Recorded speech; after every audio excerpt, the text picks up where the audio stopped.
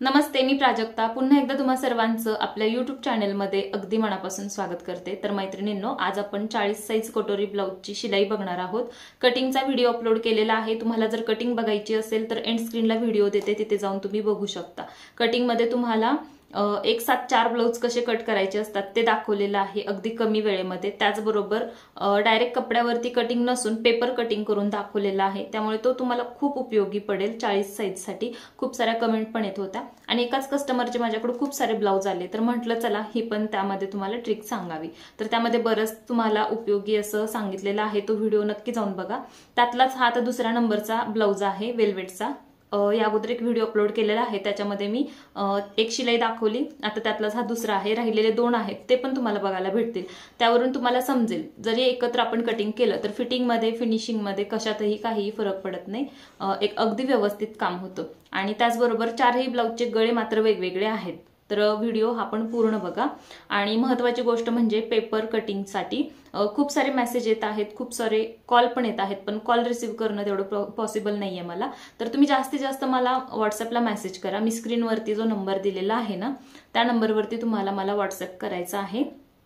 तुम्हाला जी साईज हवी आहे ती भेटून जाईल, किट हवं आहे तर किट पण भेटून जाईल। त्यासाठी मला पेपर कटिंगसाठी तुम्ही व्हॉट्सअप करू शकता। चला तर मग आता जास्त वेळ घेत नाही, पटकन आपण शिलाई कशी करायची आहे ते बघूयात। तर बघा, इथे कटिंग केलेला ब्लाउज घेतलेला आहे मी। स्टेप बाय स्टेप तुम्हाला मी याची स्टिचिंग दाखवते अगदी सोप्या पद्धतीमध्ये, तर व्हिडिओ शेवटपर्यंत बघा। आपल्याला बऱ्याच ठिकाणी चेंजेस करायचे आहेत, तर ते तुम्हाला सगळं इथे बघायला भेटेल। व्हिडिओ मोठा जरी असला तरी देखील पूर्ण बघा। एक व्हिडिओ पाहिला की तुम्हाला कुठल्याही ब्लाउजसाठी तो रिपीट बघावा लागणार नाही, थोडासा वेळ द्यायचा, व्हिडिओ पूर्ण बघायचा। सगळ्यात अगोदर मी इथे बाही तयार करून घेते। तर बाही तयार करण्यासाठी आपण काय करतो, पलटी करून बनवतो अस्तरची बाही। तर दोन्हीचा जो सरळ कपडा आहे तो वरती ठेवलाय आणि त्याच्यावरती मी अस्तर ठेवलेला आहे। त्याचबरोबर आणखीन एक काम काय केलं, इथे मी ज्या ठिकाणी मी पुढचा मुंढा कट केलेला होता त्या ठिकाणी मी मार्किंग करून घेतलं आणि त्या दोन्ही साइड एकाच बाजूकडे ठेवलेल्या आहेत। बघा, हे व्यवस्थित बघायचंय, पुढचा मुंड्याचा अगोदरच कटिंग करून ठेवलेला असाल तर, नाहीतर काय होतं, चुकून पाठीमागचा मुंडा पुढे येतो, पुढचा पाठीमागे जातो, असं नको व्हायला। तर ह्या 2 गोष्टी लक्षात ठेवून तुम्हाला बाही तयार करायची आहे। अर्धा इंचाचं मार्जिन घेऊन इथे मी शिलाई देऊन घेतली। त्यानंतर याच्यावरून आपल्याला दाब शिलाई द्यायची आहे। ही जी दाब शिलाई देतोय ना, ती आपल्याला अस्तरवरती द्यायची आहे। बघा, मी मेन कपड्यावर देत नाही आणि मार्जिन त्या अस्तरच्या खाली असलं पाहिजे।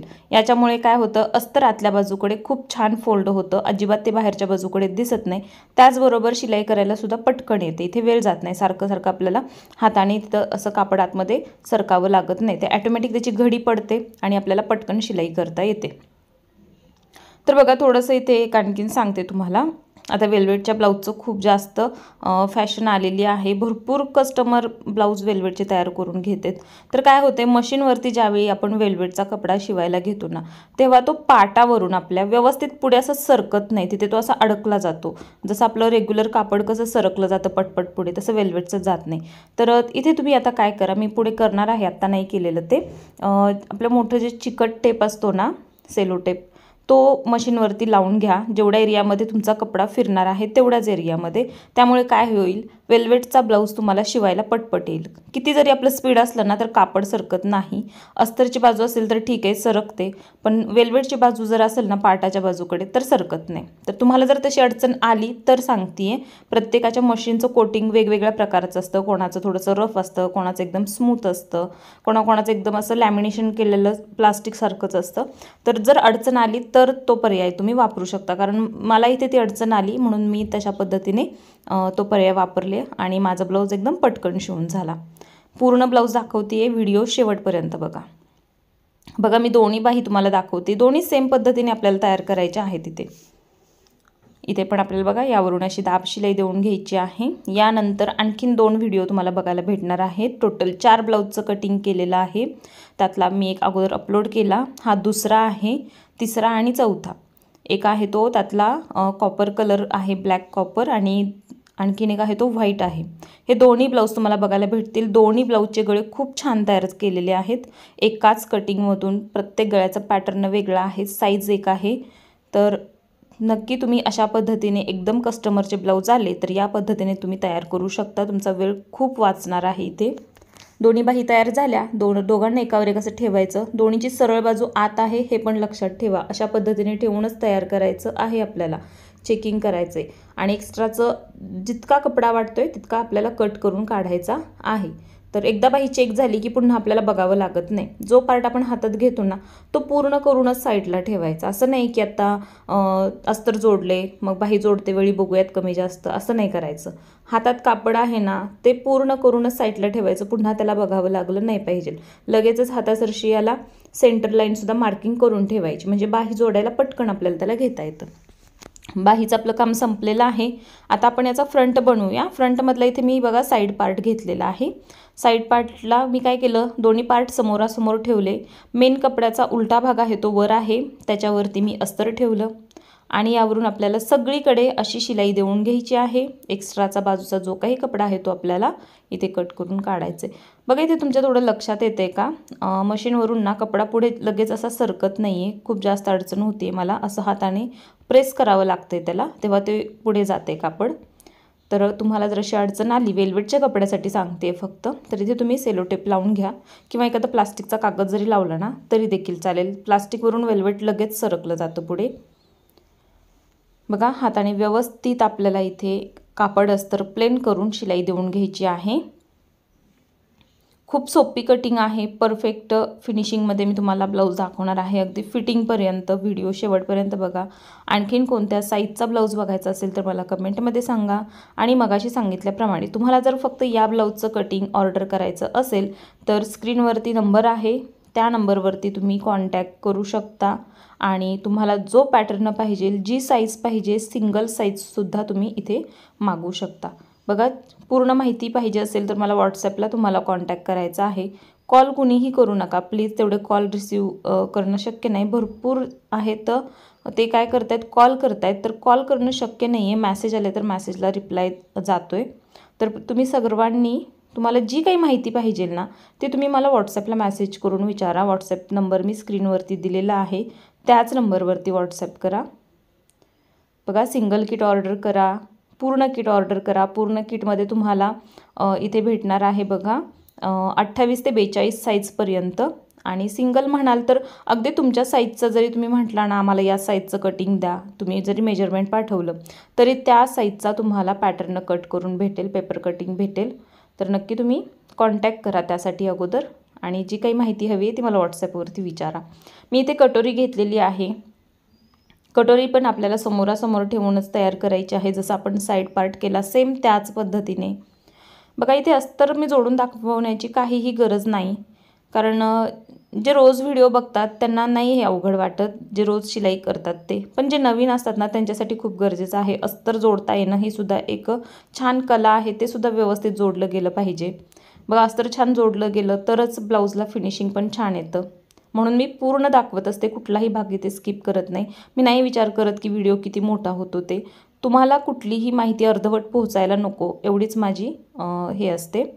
आता बघा मी दुसरा घेतला. आता तुमच्या लक्षात येते का बघा, मी कपड्याच्या खाली थोडंसं चमकणार दिसत असेल तर मी इथे तेवढ्या भागामध्ये चिकट टेप लावून घेतलेला आहे, जो मोठा असतो तो. आणि त्यामुळे आता मला पटपट शिलाई करायला येते. कापड इझिली सरकत आहे पुढे, अजिबात त्याला प्रेस करावं लागत नाही, काय नाही. तुम्हाला जर अडचण आली असेल अशी तर तुम्ही नक्की हा प्रयत्न करून बघा आणि मला सांगा कमेंटमध्ये जर तुम्ही असं काही केलं तर. तर बघा ज्या काही गोष्टी मी स्वतः करत असते त्या मी सगळ्या इथे सांगत असते, ज्या मला उपयोगी आल्या त्या, जेणेकरून सगळ्यांनाच त्याचा फायदा व्हावा. आता बघा इथे टक्स घ्यायचा आहे 1.5 इंच रुंदी आणि 2.5 इंच उंची.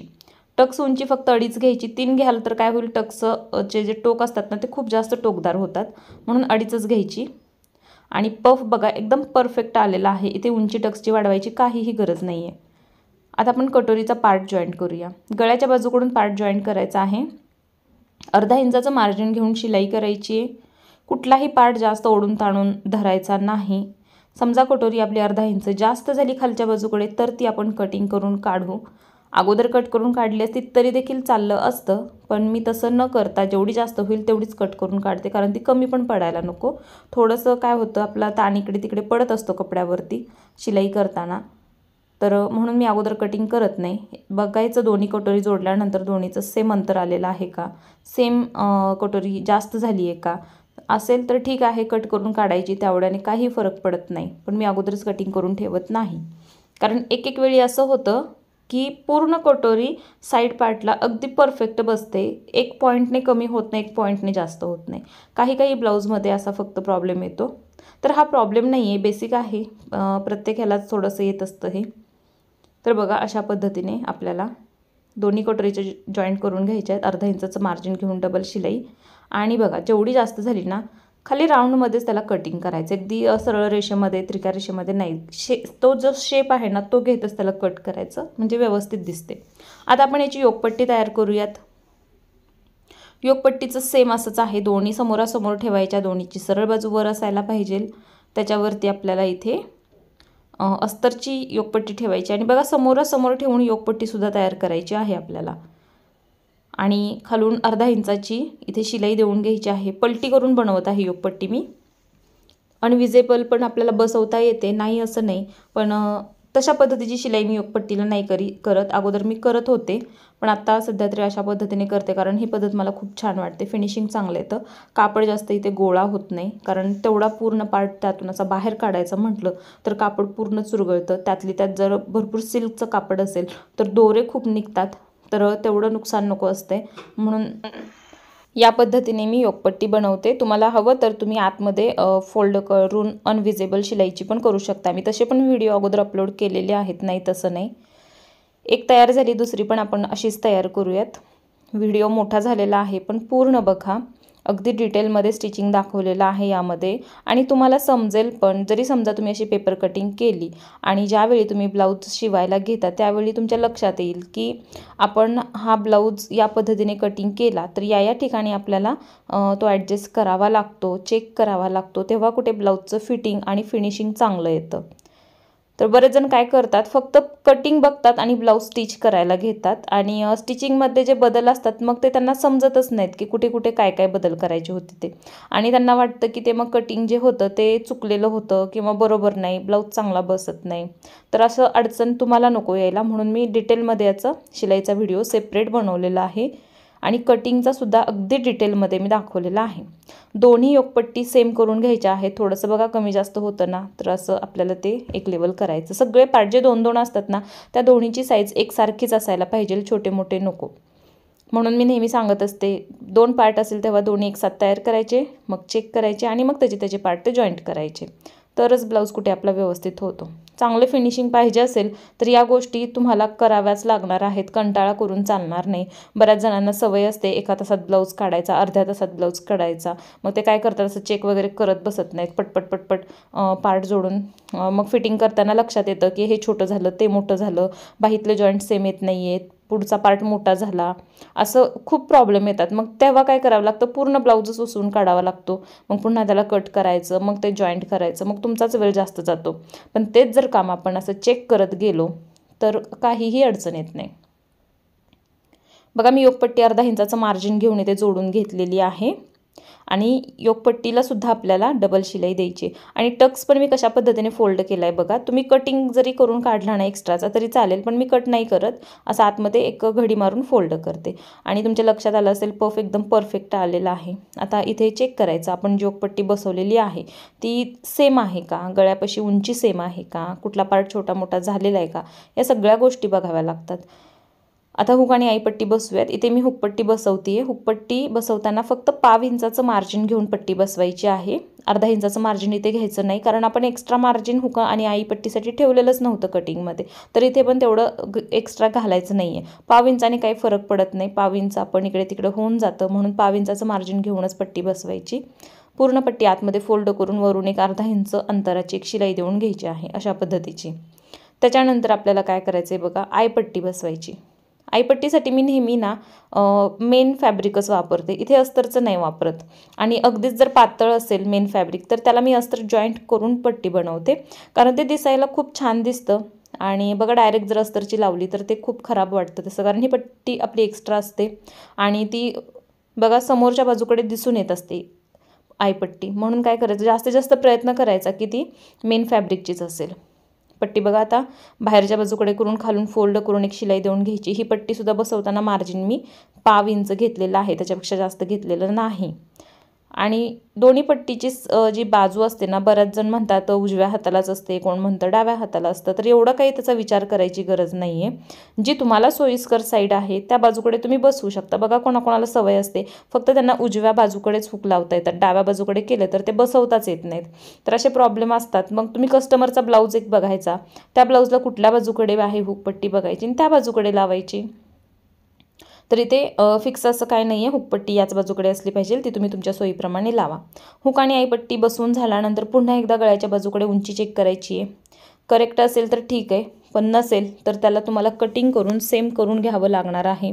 तर ते चेक केल्याशिवाय समजत नाही. दोन्ही एकावर एक ठेवायचं, बघायचं किती जास्त आहे. जास्त फरक पडत नाही, पाव इंच फरक पडत असतो, थोडासा इकडे तिकडे होत असतं कापड, तर तेवढं कटिंग करून लेवल करून घ्यायचं आहे. आणि गळ्याच्या आकारामध्ये बदल झाला नाही पाहिजे, ते पण तेवढंच लक्षात ठेवायचं आहे. गळा आपला गोल गरगरीतच यायला पाहिजे. जास्त निमुळता आकार दिला असेल तर थोडासा व्ही शेप किंवा पान शेपमध्ये येतो, पण अगदी गोल आकार पसरट असेल ना तर मात्र गळ्यामध्ये बदल होत नाही, व्यवस्थित येतो गळा. बऱ्याच जणांचा प्रॉब्लेम असतो, कटिंग करताना गोल करतात पण तयार झाल्यावरती तो पान आकार किंवा व्ही आकार अशा पद्धतीचे तयार होतात. एक कमेंट पण आलेली होती मला, गोल गळाच तयार होत नाही. तर या पद्धतीने तुम्ही करू शकता. बघा नाही वाटला गोल तर थोडासा साईडने आणखीन त्याला खाचून घ्या, थोडंसं कटिंग करून घ्या साईडने, थोडं थोडं येऊन जाईल गोल आकार, त्याचा काय हरकत नाही. असं काटछाट थोडंसं करावीच लागतील, तेव्हा कुठे ब्लाऊज व्यवस्थित बनतो. इथे मी पायपिंग याला करून घेतली. बघा मी पायपिंगचा सेपरेट व्हिडिओ अपलोड केलेला आहे आणि खूप जणांनी तो पाहिला, खूप जणांना तो उपयोगी पण ठरला, कारण पायपिंग माझी खूप सोपी आहे. 1.5 इंच क्रॉसपट्टी मी कट करून घेते. मग ती अस्तरची असते, कधी कधी कॉन्ट्रास्ट कलर नसेल तर कधी मेन फॅब्रिकची असते. जशी मला कलर हवा आहे ना त्या पद्धतीमध्ये घेते. गोल्डन कपडा माझ्याकडे ऑलरेडी शिल्लकच असतो, अगदीच ऑप्शन नसेल तर मी गोल्डन पायपिंग करून टाकते. 1.5 इंचाची क्रॉसपट्टी कट करून घ्यायची. सिंगल पट्टी लावून मी एक दाब अंतराची शिलाई देऊन घेतली. त्याच्यानंतर पट्टी फोल्ड करून वरून एक शिलाई दिली आणि मग आतमध्ये पट्टी फोल्ड करून त्याची पायपिंग केली. सिंगल पट्टीची पायपिंग करते मी, ते डबल कपडा फोल्ड करून पायपिंगसाठी घेत नाही. आता इथे व्यवस्थित बघा, सांगते बघा, एक दाब अंतर घेऊन आपल्याला पट्टी बसवायची आहे. पट्टी जास्त खेचायची नाही आणि मध्यभागी तर अजिबात खेचायची नाही. जी बाजू आपण शिलाई करतो ना ती बाजू खेचायची, जेवढी खेचली जाते तेवढीच खेचायची, त्यामुळे गळ्याचं फिटिंग टाईट बसतं, लूज पडत नाही. आता पट्टी आतमध्ये फोल्ड करायची, पुढून आधी फोल्ड करून घेतली बघा, आणि काय करते वरून एक फक्त दाब शिलाई देते. पट्टी अजून मी आत फोल्ड केलेली नाही आहे. तर हे कशासाठी, नवीन असाल तर तुम्ही या पद्धतीने करून बघा, कारण बऱ्याच जणांना पट्टी आतमध्ये व्यवस्थित फोल्डच करता येत नाही. म्हणून अशा पद्धतीने जर कराल ना तर इझिली पट्टी व्यवस्थित बनली जाते, साईज पण एकसारखी येते. मग फक्त मार्जिन दाब शिलाईखाली असलं पाहिजे त्याचं. आता बघा पट्टी एकसारखी बनते आणि ह्या पट्टीची जी साईज आहे ना ती फक्त अर्धा इंचाला 1 पॉईंट कमी एवढीच बनवायची, त्याच्यापेक्षा जास्त मोठी बनवायची नाही. प्रॉब्लेम काही येत नाही. गोट जो आहे तो पलटी पडतो आणि जरी पलटी पडला, बाय चान्स पलटी पडला तर घाबरून जायचं नाही. तुम्ही त्याला साईडने सिंगल दोऱ्याची हातशिलाई करून घेऊ शकता, मग काहीच प्रॉब्लेम येत नाही. पण करतानाच पट्टी छोटी बनवा, जेणेकरून हातशिलाई करावी लागणार नाही आणि गोटही पलटी पडणार नाही. आतमध्ये फोल्ड करून बघा मी इथे आता पायपिंग सिंपल फक्त आत फोल्ड करायचे. गोट तुम्हाला केवढा पाहिजे तेवढा तुम्ही काढू शकता, जितका बारीक पाहिजे तितका बारीक करा, जितका मोठा पाहिजे तेवढा मोठा करा. मी जास्त मोठा नाही जास्त बारीक नाही, मीडियम साईजमध्ये ठेवते. अगदी दोरी पायपिंगसारखा येतो, भरीव येतो गोट, अजिबात कुठेही पोकळ राहत नाही, त्याच्यावर एकही चून पडत नाही. बऱ्याच ठिकाणी बघा जास्त गोलाकार असतो तिथे काय होतं, बारीक बारीक चून पडतात, कारण कापड तिथे व्यवस्थित बसलंच नसते. म्हणून अशा पद्धतीने करून बघा, तुमची पायपिंग अगदी छान येईल. पायपिंग हा ब्लाऊजमधला खूप महत्त्वाचा भाग आहे. तर बघा पायपिंग किती सुंदर झालेलं आहे याचं, ते तुमचं देखील असंच होईल, फक्त या टिप्स मी दिलेल्या तुम्ही फॉलो करा. आता बघा काय करायचं आहे आपल्याला, इथे याचा बॅक बनवायचा आहे. बाही झाली, फ्रंट झाला, आता बॅक बनवून लगेच आपण फिटिंग करून घेऊयात. तर बॅकचा गळा जो आहे ना तो मी पेपरवरती बनवणार आहे, पेपर कॅनव्हासवरती. त्यासाठी अगोदर मी मेन कपड्याच्या उलट्या बाजूकडे हे अस्तर जे आहे ते जॉईंट करून घेते. सगळीकडे शिलाई करून घ्यायची आहे आपल्याला याला, आणि मग एक्स्ट्राचा जो काही कपडा असेल तो आपल्याला कट करून काढायचा आहे. अशा पद्धतीने बघा आपल्याला सगळीकडे शिलाई देऊन घ्यायची आणि हाताने बघा मी कशा पद्धतीने कापड अस्तर अगोदर प्लेन करते, डायरेक्ट पटपट शिलाई नाही करत. आणि असं जर येत नसेल तर काय हरकत नाही, तुम्ही अस्तरला सगळीकडे अगोदर टाचन पिना लावून फिट करून घ्या आणि मग शिलाई करा, म्हणजे अस्तर व्यवस्थित बसलं जाईल. अस्तर हे व्यवस्थितच बसलं पाहिजे मेन कपड्यामध्ये आणि अस्तर म्हणजे अजिबात कुठेही फुगा यायला नाही पाहिजे, दोन्ही प्लेन असलं पाहिजे. तर ते व्यवस्थित बसवून घ्या अस्तर. आता एक्स्ट्रा कपडा मी सगळ्याचा कट करून घेते. आजचा व्हिडिओ कसा वाटलेला आहे कमेंटमध्ये सांगा. आणि आणखीन कुठल्या कटिंग बघायच्या असतील तर ते देखील सांगा. ऑर्डर करायची असेल तर स्क्रीनवरती जो नंबर आहे त्या नंबरवरती तुम्ही ऑर्डर करा. बघा सिंगल कटिंग मागवा, 28 ते 42 साईजचं कटिंग मागवा आणि कोणताही पॅटर्न मागवा, जसं की प्रिन्स कट, 4 टक्स, कटोरी, बोटनेक, जे पाहिजेत ते तुम्ही मागवू शकता. अगदी तुम्ही तुमच्या साईज जरी पाठवल्या ना, या साईजचे आम्हाला पेपर कटिंग करून पाहिजे तर तशी देखील तुम्हाला करून दिली जाईल. आता बघा इथे 2.5 इंच मी गळा रुंदी ठेवलेली आहे 40 साईजसाठी आणि 11.5 इंच गळा उंची ठेवली. 11चा गळा तयार होईल याचा. खाली 3 ते 3.5 इंचाचा ब्रॉडनेस ठेवला आणि मार्क करून घेतलेला आहे याचा बॉक्स. आता यामध्ये मटका शेप काढते मी. तुम्ही तुमच्या आवडीप्रमाणे गळ्याचा पॅटर्न कुठलाही बनवा. 11 इंचच गळा उंची यामध्ये केली पाहिजे असं काही नाही आहे. तुम्ही 9.5, 10, 10.5 इथंपर्यंत गळा उंची घेऊ शकता. आहे या शोल्डरमध्ये, आहे या गळा रुंदीमध्ये. कारण बघा 40 साईज आहे, शोल्डर ब्रॉड असतात थोडेसे 40 साईजमध्ये, म्हणून 2.5 ठेवली आहे. त्यातूनही जर प्रॉब्लेम असेल तुमचे गळे उतरण्याचा, शोल्डर उतरण्याचा, तर गळ्याच्या बाजूकडे तुम्ही 1/2 इंचाचा उतार द्या आणि मग फिटिंग करा शोल्डरचं. अजिबात शोल्डर हलणार नाहीत. मटका गळा मी मार्क करून घेतला. पेपर पलटी करून हेच मार्किंग इकडच्या बाजूकडे डार्क करून घेतलं. बाहेरच्या बाजूकडून 1 इंच वाढवून याला कट केलं. आतून मी याला कट करणार नाही. सेंटर लाईन मार्किंग करून घ्यायची आहे. या पद्धतीने कुठल्याही आकाराचा गळा तुम्ही इथे कट करू शकता, शिलाई करू शकता. ही सोपी पद्धत आहे. याला अस्तरवरती आपल्याला जॉईंट करून घ्यायचं आहे. तेवढाच अस्तर घेतला आहे मी.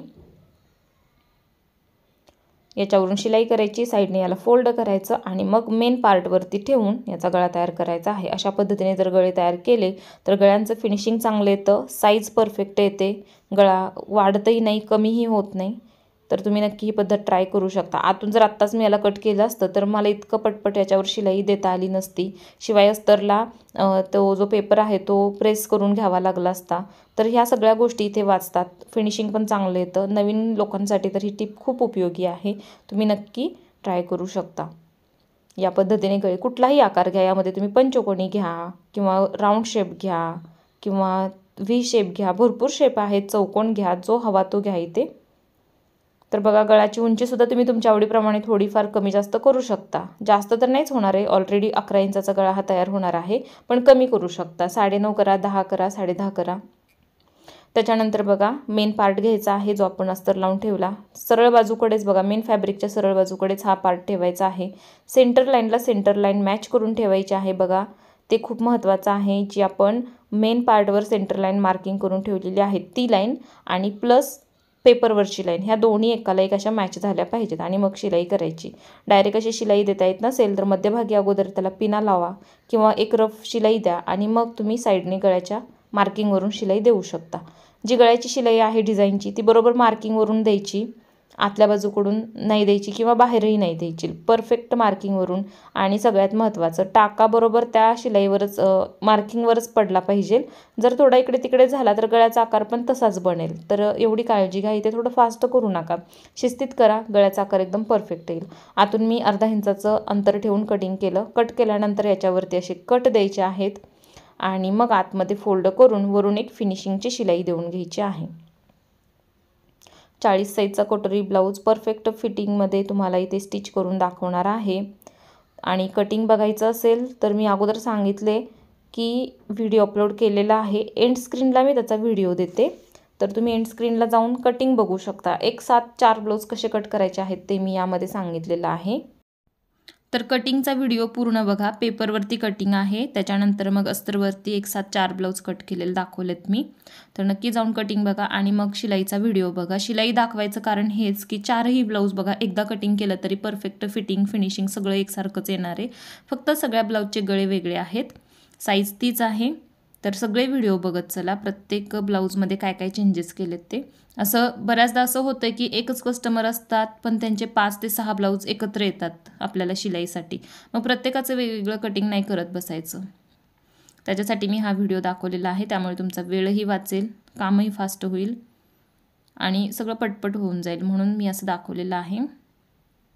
ज्या ज्या पद्धती मी वापरते स्वतः त्याच मी तुमच्यासोबत शेअर करत असते. बघा, साईड टक्स देऊन घ्यायचे आहेत. साईड पार्ट मी याचा काय करते, सेंटरपर्यंत फोल्ड केला, अर्धा इंच मार्जिन घेतलेलं आहे टक्सचा आणि उंची 4 इंच ठेवलेली आहे याची मी. त्यानंतर याला असं फोल्ड केलं. आता इथलं कटिंग ऑप्शनल आहे, करायचं असेल तर करा, नाही केलं तर जास्त फरक पडत नाही. अर्धा इंच मी काय केलं, वरती मार्क करून तिरकी लाईन अशी घेतली आणि एवढा भाग मी कट करते. त्याच्यानंतर आपल्याला काय करायचं, इथे आता कंबरपट्टी लावून घ्यायची आहे. कंबरपट्टी मी ते फोल्ड वापरते, पण तुम्ही सिंगल वापरा जर अस्तरची कमी असेल तर. असेल जास्त अस्तर तर तुम्ही ते डबल वापरू शकता. अर्धा इंचाचं मार्जिन घ्यायचं आहे ही पट्टी बसवण्यासाठी आणि शिलाई करून घ्यायची आहे. तर बघा, इथे अर्धा इंचाचं मार्जिन घेऊन मी शिलाई केली. त्याच्यानंतर ही पट्टी बाहेरच्या बाजूकडे करायची, वरून एक दाब शिलाई देऊन घ्यायची आहे. त्यानंतर मग पूर्ण पट्टी आतमध्ये फोल्ड करायची आणि एक शिलाई देऊन घ्यायची.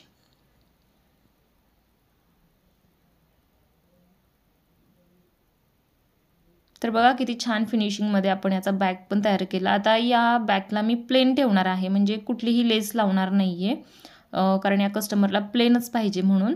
पाठीमागे फक्त नॉट लावायचे आहे त्याचे, तर ते मी नंतर लावेन. आता आपण याचे शोल्डर पट्ट्या जोडून घेऊयात. दोन्ही एकावर एक ठेवायचं. गळ्याच्या बाजूकडून पार्ट मिळवून ठेवायचा. बाहीच्या बाजूकडे काही कमी जास्त झालं तर ते आपण कटिंग करून लेवल करू शकतो, पण गळ्याच्या बाजूकडून पार्ट आपला सेम असायला पाहिजे. त्यासाठी व्यवस्थित ठेवायचं आणि शिलाई करून घ्यायची. अर्धा इंचाचं मार्जिन घ्यायचं आहे.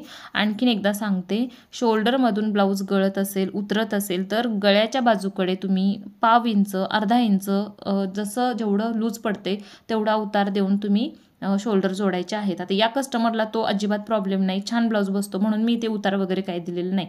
ते बॉडीच्या आकारानुसार असतं, उतार द्यायचा की नाही, तर ते पूर्णपणे मग कस्टमरवरती अवलंबून आहे. प्रत्येकालाच उतार द्यायचं असं नसतं, सगळ्यांना म्हणजे शोल्डर गळत नसतात.